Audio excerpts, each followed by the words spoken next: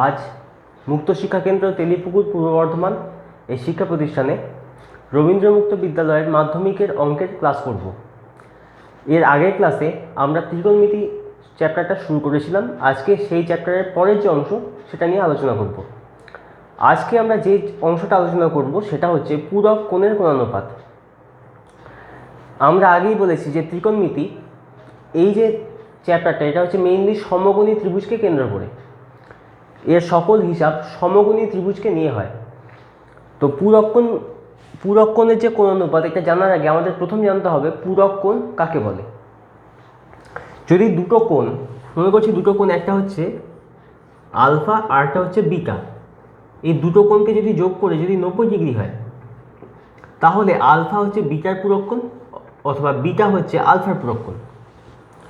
অর্থাৎ দুটো কোণ তাদের সমষ্টি যদি 90 ডিগ্রি হয় তাহলে সেই দুটো কোণ একে অপরের পূরক কোণ, কারণ তারা একে অপরকে 90 ডিগ্রি হতে পূরণ করছে। তো একটা ত্রিভুজ আমি এখানে নিয়েছি, সেই ত্রিভুজটা হচ্ছে ত্রিভুজ এবিসি। এটা একটা সমকোণী ত্রিভুজ। সেই ত্রিভুজটাতে কোণ বিটা সমকোণ, কোণ সিটাকে থিটা ধরা হয়েছে। আমাকে দেখতে হবে তাহলে কি একটা ত্রিভুজের তিনটে যে কোণ তাদের সমষ্টি কী হয়, 180 ডিগ্রি। তাহলে যেহেতু কোণ বিটা সমকোণ, যেহেতু কোণ বি এটা হচ্ছে 90 ডিগ্রি, তার মানে কোণ এ আর কোণ সি সেটা কত হবে, 180 ডিগ্রি থেকে 90 ডিগ্রি বাদ দিলে যত পড়ে থাকবে, তিনটে কোণ যেহেতু 180 ডিগ্রি, তাহলে এটাকে বাদ দিলে বাকি দুটো সমষ্টি পেয়ে যাব। তো 180 থেকে 90 আমি বাদ দিলাম, বাদ দিলে পাওয়া যায় 90 ডিগ্রি। তার মানে এই কোণটা আর এই কোণটা যোগ করলে 90 ডিগ্রি হচ্ছে। তাহলে এই দুটো কোণ, কোণ এ আর কোণ সি, অর্থাৎ কোণ এ ও কোণ সি পূরক কোণ, একে অপরের পূরক কোণ। এবার সি কোণটাকে থিটা ধরা হয়েছে, তাহলে কোণ এ কত হবে, কোণ এ তাহলে হবে 90 ডিগ্রি থেকে থিটাকে বাদ দেওয়া, 90 ডিগ্রি থেকে কোণ সিকে বাদ দিলে যত হবে তত, মানে 90 ডিগ্রি থেকে থিটা। তাহলে কোণ এ পেলাম আমরা 90 ডিগ্রি মাইনাস থিটা, আর কোণ সি পেলাম থিটা। কোণ সিটা থিটা ধরা হয়েছে আর কোণ এ পেলাম 90 ডিগ্রি মাইনাস থিটা। এবার আমাদের যে কাজ সেটা হচ্ছে যে অনুপাতগুলো ছিল তাদেরকে এই দুটো কোণের সাপেক্ষে দেখা। আমি এই জায়গাটা আরেকবার লিখছি যে কোণ এ সেটা হচ্ছে তার মান কত আর কোণ সি তার মানটা কত। কোণ এ আমরা পেলাম 90 ডিগ্রি মাইনাস থিটা আর কোণ সি পেলাম থিটা, এটা মানটা পেলাম। এবার দেখা যাক যখন আমি সাইন থিটাকে দেখব তখন সেটা কি আসছে। আমরা আগের দিন দেখেছি থিটার বিপরীত বাহুটা লম্ব হয়, তখন এটা লম্ব কার সাপেক্ষে, থিটার সাপেক্ষে। এটা তখন ভূমি কার সাপেক্ষে, থিটার সাপেক্ষে। আর এটা অতিভুজ, অতিভুজের কোনো দিন চেঞ্জ হয় না, অতিভুজের কারো সাপেক্ষ হয় না। সমকোণী ত্রিভুজের অতিভুজটা হচ্ছে ফিক্সড থাকে একদম। তাহলে সাইন থিটা সমান আছে লম্ব বাই অতিভুজ, এটা অতিভুজ, তাহলে লম্ব বাই অতিভুজ মানে হচ্ছে AB by AC, AB by AC পেলাম সাইন থিটা। আর কস থিটা কি পেলাম, কস থিটা পেলাম হচ্ছে ভূমি বাই অতিভুজ, ভূমি হচ্ছে এখানে বিসি, থিটার রেসপেক্টে বিসি, আর অতিভুজ হচ্ছে এসি, তাহলে কস থিটা পেলাম হচ্ছে বিসি বাই এসি। এবার আমি সাইন থিটা যেমন বের করেছি, অর্থাৎ এই কোণটার সাপেক্ষে যেমন বের করেছি সেরকম এই কোণটার সাপেক্ষে আমাকে বের করতে হবে। আমি যদি সাইন 90 ডিগ্রি মাইনাস থিটা করি তাহলে কত আসছে, 90 ডিগ্রি মাইনাস থিটা এটার সাপেক্ষে এইটাকে যদি আমি আলফা ধরি তাহলে এইটা হচ্ছে তখন লম্ব, কারণ এর আলফার বিপরীতে রয়েছে, তাই এটা হচ্ছে লম্ব কার রেসপেক্টে, আলফার রেসপেক্টে। আর এইটা তখন হবে ভূমি কার রেসপেক্টে, আলফার রেসপেক্টে। তাহলে সাইন 90 ডিগ্রি মাইনাস থিটা এটা, সেটার ক্ষেত্রে লম্ব হচ্ছে তখন বিসি, আর অতিভুজ তো ফিক্সড, তাহলে এটা তখন পেলাম বিসি বাই এসি। সেমভাবে কস 90 ডিগ্রি মাইনাস থিটা, কসের ক্ষেত্রে হচ্ছে ভূমি বাই ত্রিভুজ। এখন এইটার সাপেক্ষে ভূমি হচ্ছে এবি, তাহলে তখন ভূমি, এই যে ভূমি আলফা, তাহলে এটা চলে আসছে এবি বাই অতিভুজ মানে এসি। তাহলে এখান থেকে কি দেখা যাচ্ছে, এই যে চারটে জিনিস আমরা পেয়েছি, সেখান থেকে কি দেখা যাচ্ছে, AB by AC, AB by AC, অর্থাৎ সাইন থিটা সমান কস 90 ডিগ্রি মাইনাস থিটা। অর্থাৎ কোনো একটা ত্রিভুজের একটা কোণের সাইন আর অপর কোণের কস সেম মানের আসবে। সেমভাবে এই দুটো থেকে আমরা কি দেখছি, দুটোই বিসি বাই এসি, অর্থাৎ কস থিটা সমান সাইন 90 ডিগ্রি মাইনাস থিটা। তাহলে এখানে দুটো রেজাল্ট পেলাম, একই টাইপের দেখতে, সেম রেজাল্ট আসলে এরা। সেটা কি না, একটা সমকোণী ত্রিভুজের সমকোণ ছাড়া যে বাকি দুটো কোণ পড়ে রয়েছে, সেই দুটো কোণের একটা কোণের সাইন অন্য কোণের কসের সমান হবে। এটা একটা রেজাল্ট আমরা পেয়েছি। এইটা হচ্ছে পূরক কোণের সাইন আর কসের ক্ষেত্রে সূত্রটা। সেমভাবে যদি আমরা ট্যান থিটাকে দেখি, তাহলে ট্যান থিটা হয় লম্ব বাই ভূমি, অর্থাৎ লম্ব বাই ভূমি, ট্যান থিটা হবে লম্ব বাই ভূমি। আর যদি আলফার সাপেক্ষে দেখি, তাহলে সেটা কট আলফা হয়ে যাবে। কট আলফার ক্ষেত্রে, কারণ এর সাপেক্ষে লম্ব তখন এইটা, ভূমি তখন এইটা, তাহলে সেক্ষেত্রে ট্যান থিটা সমান হবে কট 90 ডিগ্রি মাইনাস থিটা। একইভাবে কট থিটা চলে আসবে ট্যান 90 ডিগ্রি মাইনাস থিটা। আর সেক আর কোসেকের ক্ষেত্রে সেক থিটা সমান কোসেক 90 ডিগ্রি মাইনাস থিটা, এবং কোসেক থিটা সমান সেক 90 ডিগ্রি মাইনাস থিটা। তো এই হচ্ছে বেসিক সূত্রগুলো, পূরক কোণের ক্ষেত্রে যে বেসিক সূত্রগুলো, সেটা হচ্ছে এই কটা। এই সূত্রগুলোর উপর বেস করে কিছু অঙ্ক রয়েছে, সেগুলো আমরা দেখব। যদিও তার আগে এই সূত্রগুলোকে আপনাদের স্ক্রিনে একবার দেওয়া হলো। এখন আমরা এই চ্যাপ্টার থেকে কী কী অঙ্ক আসতে পারে সেরকম কিছু উদাহরণ আমরা আলোচনা করব। প্রথমেই বলে রাখি যে এই চ্যাপ্টারটা কিন্তু সোজা চ্যাপ্টার, এটা কঠিন চ্যাপ্টার নয়। আমাদেরকে খালি কী খেয়াল রাখতে হবে না, এদের যে সূত্রগুলো সেটা মনে রাখার সুবিধা হচ্ছে, সাইনের সঙ্গে সম্পর্কিত হচ্ছে কস, সেকের সাথে সম্পর্কিত হচ্ছে কোসেক, আর ট্যানের সাথে সম্পর্কিত হচ্ছে কট। পূরক কোণের ক্ষেত্রে এই সম্পর্কটা চলে, সাইনের সঙ্গে কস থাকবে, সেকের সাথে কোসেক থাকবে, আর ট্যানের সাথে কট থাকবে। এরা একে অপরের সাথে সম্পর্কিত হবে পূরক কোণের ক্ষেত্রে।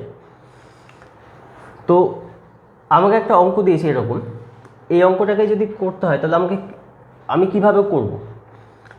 তো যাই হোক না কেন, প্রথমে যে অঙ্কটাকে দেখতে হবে যে এখানে সাইন 22 কট 68, আবার সাইন 68 কস 22 এভাবে দেওয়া রয়েছে। তো যখনই এই যে প্যাটার্ন থাকবে আর কি, সাইন আর কস মিলিয়ে থাকবে মাঝখানে যোগ চিহ্ন দিয়ে, তখন আমাকে কি বুঝতে হবে যে এই অঙ্কটার মধ্যে sine square theta plus cos square theta এই জিনিসটা লুকিয়ে রয়েছে।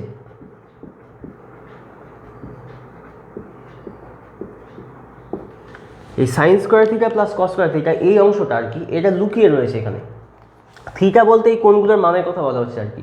এই যে প্যাটার্নটা, এই প্যাটার্নটা এর মধ্যে লুকোনো আছে, আমাকে সেই প্যাটার্নটাকে খুঁজে বের করতে হবে, দিয়ে রিভিল করতে হবে প্যাটার্নটাকে। তো সেটা কিভাবে করব, প্রথমেই দেখি এই সূত্রটা দেখি, এখানে কী দেওয়া হয়েছে থিটা, অর্থাৎ এখানেও থিটা ওখানেও থিটা, অর্থাৎ সাইনের যা কোণ আসবে আর কসের যা কোণ আসবে দুটোকে সেম আসতে হবে। সাইনের একটা কোণ চলে এলো, কসের অন্য একটা কোণ এলো, সেটা চলবে না। যাই হোক না কেন, এখানে দেওয়া হয়েছে সাইন 22 ডিগ্রি কস 68 ডিগ্রি। তাহলে আমি কি করব, সাইন 22 ডিগ্রি এটা যেমন আছে থাকবে, আমি দেখব এটাকে 22-এ কনভার্ট করা যায় কিনা। কসের সাথে সাইন সম্পর্কিত, তাহলে 68, 22 আর 68 যদি যোগ করা হয় তাহলে কি আসবে, সেটা 90।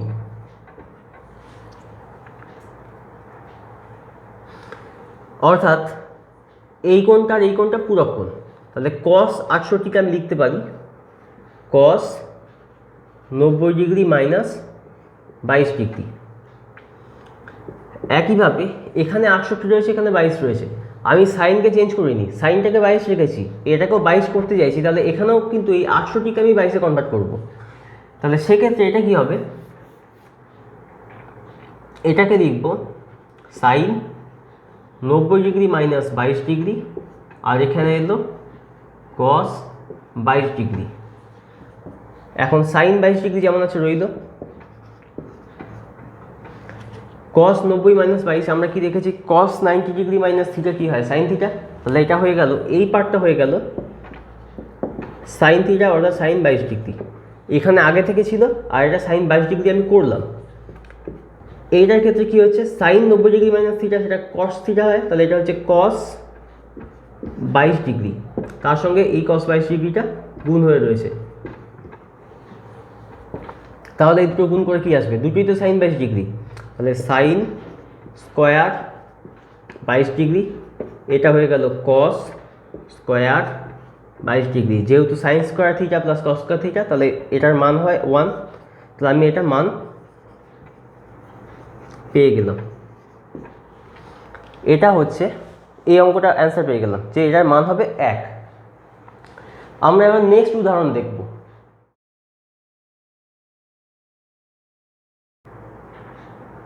নেক্সট আরেকটা অঙ্ক, সেটা কি বলেছে, প্রমাণ করো যে sec square 20 degree minus cot square 70 degree সমান 1। তো এটা কিভাবে করব, বাঁ দিকটা কি দেওয়া হয়েছে, অর্থাৎ লেফট হ্যান্ড সাইড কি, সেটা হচ্ছে sec square 20 degree minus cot square 70 degree. আগেই বলে রাখি, এর আগে যে অধ্যায় করানো হয়েছে তার সূত্রগুলো কিন্তু ভুলে গেলে চলবে না, সেটা মনে রাখতে হবে। Sec square theta minus something সমান 1 হয়, তাহলে এই সামথিংয়ে কি বসলে সেটা 1 আসতে পারে, সেটা হচ্ছে tan square theta. Sec square theta minus tan square theta সমান 1 হয়। এখন থিটা এখানে দেওয়া আছে 20 ডিগ্রি, কিন্তু এই জায়গাতে এটা হয়ে আছে 70 ডিগ্রি, আমাকে এইটাকে ট্যান 20-তে কনভার্ট করতে হবে। এখন সুবিধাভাবে এখানে দেওয়া আছে সেইভাবেই অঙ্কটা তৈরি হয়। এটা কট দেওয়া আছে, কটের সঙ্গে ট্যান পুরো কোণ দিয়ে রিলেটেড, তাহলে এটা হয়ে যাবে সেক স্কোয়ার 20 ডিগ্রি মাইনাস এটা হয়ে যাবে কট স্কোয়ার 70 ডিগ্রি, মানে হচ্ছে 90 ডিগ্রি মাইনাস 20 ডিগ্রি, অর্থাৎ এটা হলো সেক স্কোয়ার 20 ডিগ্রি মাইনাস এটা হয়ে গেল ট্যান স্কোয়ার 20 ডিগ্রি, কারণ কট 90 ডিগ্রি মাইনাস থিটা মানে ট্যান থিটা হয়, তার মানে এটা sec square theta minus tan square theta পেয়ে গেলাম, তার মানে এটা 1, তাহলে এটা প্রমাণিত হলো। এইভাবে ছোট ছোট কিছু অঙ্ক দেওয়া থাকবে যেগুলো সোজা এবং এগুলোতে 2 নাম্বার করে থাকে, তো এরকম অঙ্ক আপনাদের পরীক্ষাতে থাকবে, সেইগুলোকে এইভাবে ঠান্ডা মাথায় বসে করতে হবে। এই চ্যাপ্টারটার সঙ্গে আরেকটা যেটা রয়েছে সেটা হচ্ছে কিছু বিশেষ কোণের কোণানুপাত, আমরা সেটাকে দেখব। সেই কোণানুপাতগুলো হচ্ছে আমাদেরকে মুখস্থ রাখতে হবে।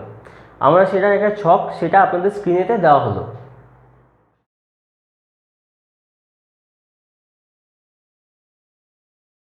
মানগুলোকে মনে রাখতে হবে, সেগুলো মুখস্থ করাটা দরকার। তার কারণ কি,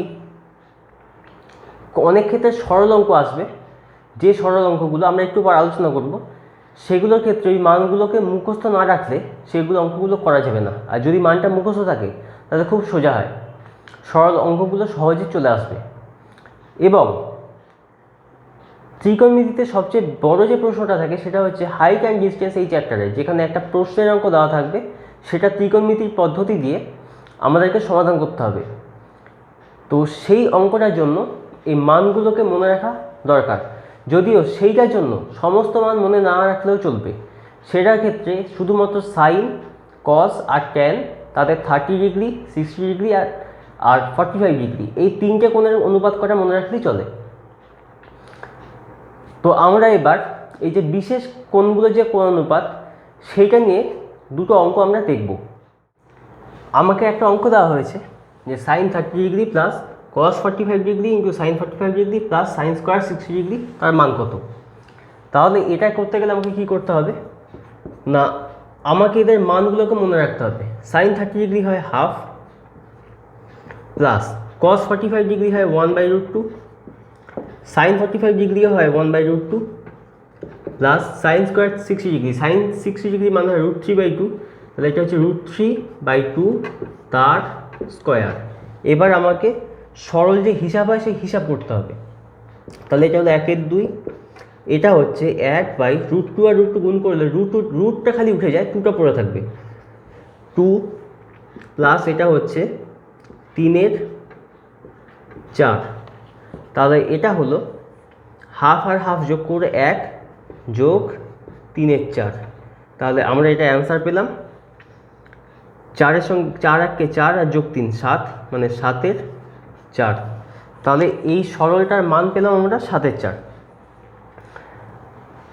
এরকম মানগুলোকে ইউজ করে করে এরকম লম্বা সরল থাকতে পারে বা প্রমাণ আসতে পারে, বা এক্সের মান নির্ণয় সেসব আসতে পারে। ঠিক আছে, এক্সের মান নির্ণয় কীরকম হয় সেই রকম একটা অঙ্ক আমরা এবার দেখব। আমাকে একটা অঙ্ক দেওয়া হয়েছে কীরকম না, x sine 60 degree plus sec 60 degree cosec 30 degree সমান ট্যান 45 ডিগ্রি, তাহলে এক্স সমান কত?